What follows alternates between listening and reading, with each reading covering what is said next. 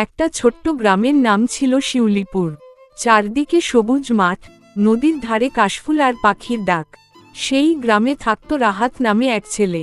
খুব সাধারণ পরিবার, কিন্তু তার মন ছিল খুব ভালো।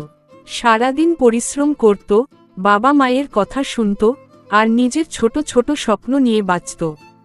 একদিন গ্রামের স্কুলে নতুন এক মেয়ে ভর্তি হলো। তার নাম মেঘলা। বড় বড় চোখ, মুখে মিষ্টি হাসি, আর সবার সাথে খুব ভালো ব্যবহার করত।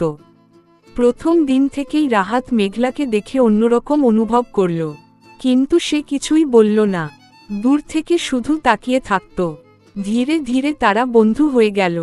স্কুল শেষে নদীর ধারে বসে গল্প করত, একসাথে বাড়ি ফিরত। মেঘলা হাসতে হাসতে বলতো, রাহাত, তুমি সবসময় এত চুপচাপ কেন? রাহাত হেসে বলতো, সব কথা কি মুখে বলতে হয়? মেঘলা বলতো, না, কিছু কথা চোখও বলে। দিন যেতে লাগল। বন্ধুত্ব ধীরে ধীরে ভালোবাসায় পরিণত হলো। কিন্তু রাহাত তার মনের কথা বলতে পারছিল না। সে ভয় পেত, যদি বন্ধুত্বও হারিয়ে যায়। একদিন সন্ধ্যায় নদীর পাড়ে মেঘলা বলল, রাহাত, তুমি কি কাউকে ভালোবাসো? রাহাত একটু থেমে বলল, হয়তো। সে কে? রাহাত হেসে বলল, সময় হলে বলবো। মেঘলা হালকা রাগ করে চলে গেল। এরপর কয়েক মাস কেটে গেল। হঠাৎ একদিন খবর এল, মেঘলার বাবার চাকরির জন্য তারা শহরে চলে যাবে।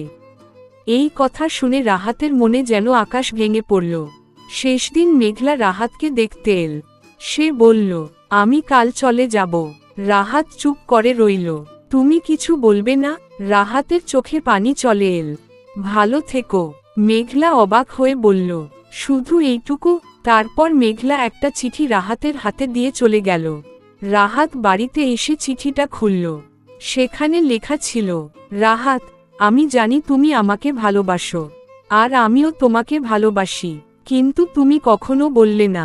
আমি চেয়েছিলাম তোমার মুখ থেকে একবার শুনতে। হয়তো দূরে চলে যাচ্ছি, কিন্তু যদি ভাগ্যে থাকে আবার দেখা হবে। চিঠিটা পড়ে রাহাত কাঁদতে লাগল। বছর কেটে গেল। রাহাত বড় হল, চাকরি পেল, কিন্তু মেঘলাকে ভুলতে পারল না। একদিন বৃষ্টির দুপুরে শহরের একটা বইয়ের দোকানে দাঁড়িয়েছিল। হঠাৎ পিছন থেকে একটা পরিচিত কণ্ঠ, সব কথা কি মুখে বলতে হয়? রাহাত ঘুরে দাঁড়ালো, দেখল মেঘলা। দুজনেই একে অপরের দিকে তাকিয়ে রইল। রাহাতের চোখ ভিজে গেল। সে বলল, না, কিন্তু কিছু কথা না বললে সারা জীবন কষ্ট হয়ে থাকে। মেঘলা হাসল, তাহলে আজ বলো। রাহাত কাঁপা কণ্ঠে বলল, আমি তোমাকে ভালোবাসি, অনেক ভালোবাসি। মেঘলার চোখেও জল চলে এলো। সে বলল, এত দেরি করলে কেন?